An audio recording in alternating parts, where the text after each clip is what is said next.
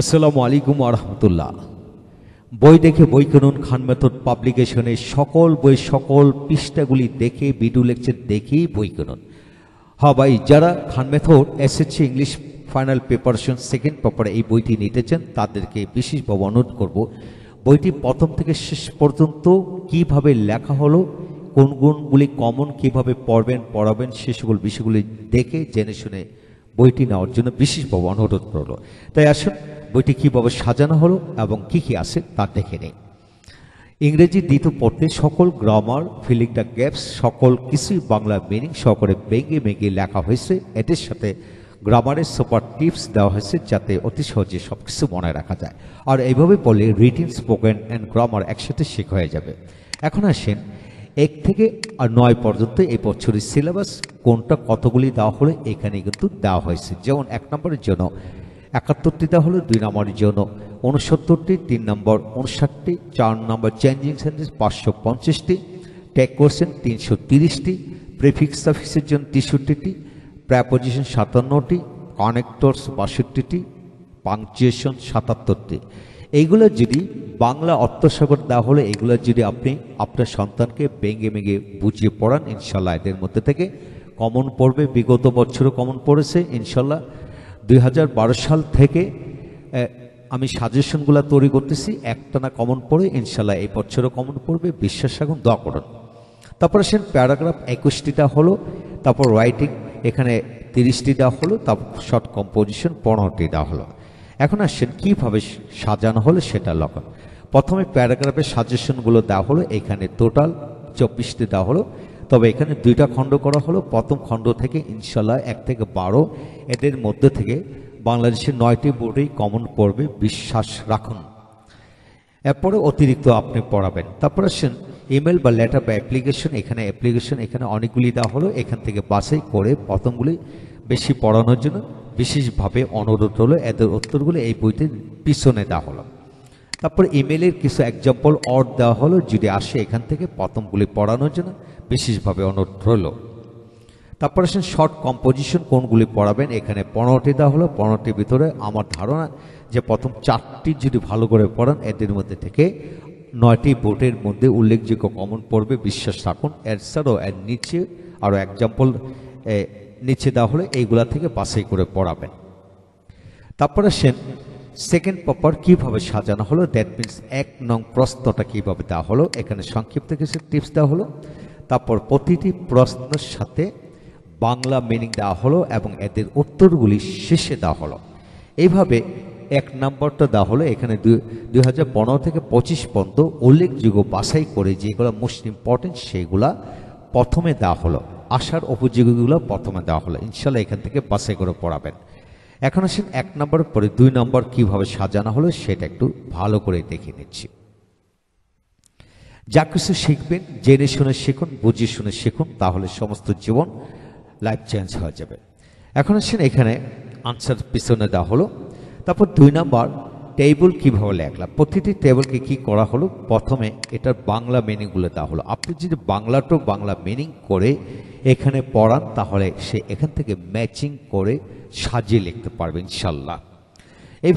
এইভাবে টেবিল পুরো বিষয়টা সাজিয়ে গুছিয়ে দেওয়া হলো যাতে আপনি অতি সহজে রপ্ত করতে পারেন এবং রপ্ত করাতে পারেন। আর এইভাবে পড়লে সে রিটিন, স্পোকেন, গ্রামার রপ্ত হয়ে যাবে, বিশ্বাস করুন। তারপর টেবিলে পড়ে আমরা এখানে শেষে উত্তর দেওয়া হলো চমৎকার করে। তারপর আসেন এখানে 3 নম্বর প্রশ্ন, right form of the verbs.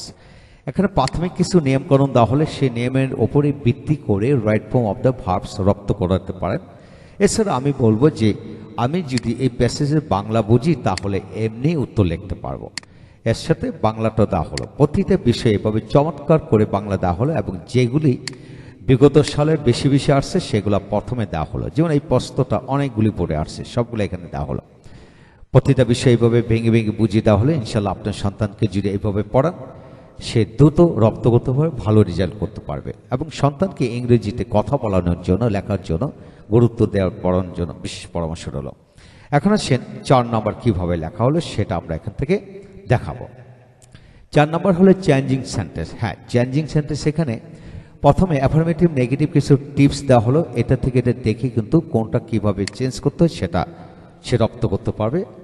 চমৎকার টিপস দেওয়া হলো, ভয়েস ন্যারেশন কীভাবে পড়াবে এবং চেঞ্জিং সেন্টেন্স এখানে ডিগ্রি কীভাবে পড়বে, ঠিক না, সিম্পল কম্পাউন্ড কমপ্লেক্স কীভাবে করবে, এখানে চমৎকার এই ডায়াগ্রামটা পড়লে কিন্তু সে বুঝতে পারবে। যেমন দলযুক্ত বাক্যকে যদি সিম্পল করান ইন্সপার্ট অফ দিয়ে করাতে হবে, কম্পাউন্ডে বার দিয়ে করতে হবে। এইভাবে এখানে পর্যাপ্ত এক্সাম্পল দিলাম, এই এক্সাম্পলের আলোকে কিন্তু প্রশ্ন করা হবে। এখন আসেন কিভাবে সাজানো হলো। এখানে প্রতিটা প্রশ্ন না হলো, প্রশ্ন থেকে প্রথমে বাংলা দেওয়া হলো, বাংলা থেকে বাংলা উত্তর দেওয়া হলো।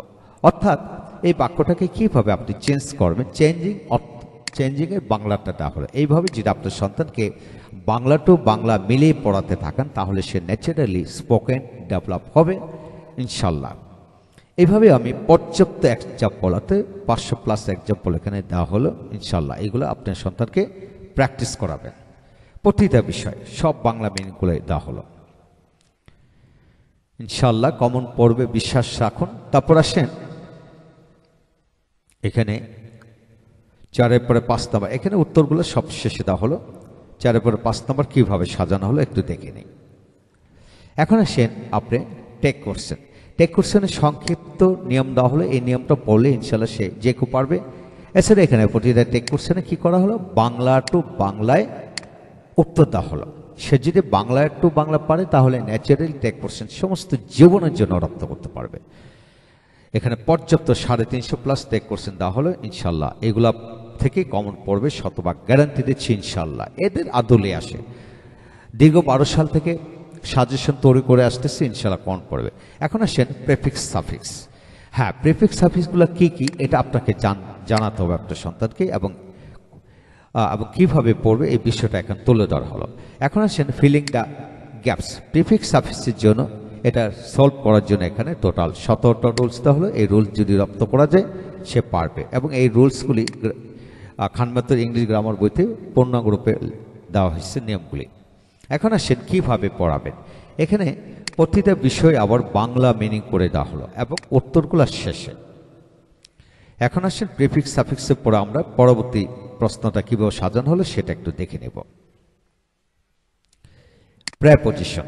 হ্যাঁ, প্রেপোজিশন এখানে প্রতিটা প্রেপোজিশনে বাংলা মিনিং করে দেওয়া হলো। যদি যে কেউ বাংলা মিনিং পারে তাহলে সে আপনার থেকে প্রেপোজিশন ফিল আপ করতে পারবে। যেহেতু প্রেপোজিশনের ব্যবহার অনেক বড়, এটা গ্রামার বই থেকে পড়ে নিতে হবে, এবং যেহেতু এটা সাজেশনের নিয়মটি দেওয়া হয়নি।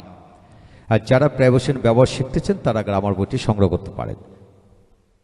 এখন আসেন কানেক্টরস। কানেক্টরস হচ্ছে এখানে প্রতিটা ক্ষেত্রে বাংলা মিনিংগুলো দেওয়া হলো। এই বাংলা মিনিংগুলি যদি আপনার সন্তানকে পড়াতে পারেন তাহলে সে কানেক্টরসের নিয়ম না জেনেও কিন্তু অটোমেটিক্যালি সে সলভ করতে পারবে। এখন আসেন 8 নম্বর প্রশ্ন, উত্তর শেষ হলো। এখন আসেন 9 নম্বর।